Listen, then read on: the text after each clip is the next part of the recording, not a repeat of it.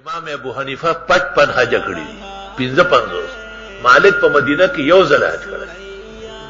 نو بدا دین نسبت ته یو ځل هم نتلو خلق ورته فرض دی درباره زه مکه کې مرشم او مرګ به خراب شي دونه سره چې مدینه منوره ته واپس رالو او غرونه ولیدل او خیالال کو چې مدینه ته داخل شي بیا وو خانه لال کا او مدینه منوره ته داخلي دونو به وشو شو پریوت چې ما ته بیا مدینه نصیب شو لوی عشق واغه بس ضرورت نشته دا ما خار دی کې پیغمبر خار دی وې د حضرت عمر رضی الله تعالی عنہ نرستو د مدینه منوره سره په امت کې دومره عشق ته چانو سمره د امام مالک حج ته نتلو نشم دې یا څنګه چې مرشم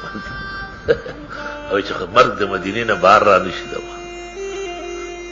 دا یو خاص ذوق یو بل اتحاد اور امام ابو حنیفہ 55 حج کر چکے اس زمانے کا حج یہ ہمارا والا تھوڑا ہی تھا 10 دن کا اس زمانے کا حج 6 مہینے سے لے کے 10 مہینے تک ہوتا تھا اور خلیفہ منصور کے جیل میں تھے اور حج کے دن آ گئے تو خلیفہ منصور نے حکم کیا ابو حنیفہ کو چھوڑ دو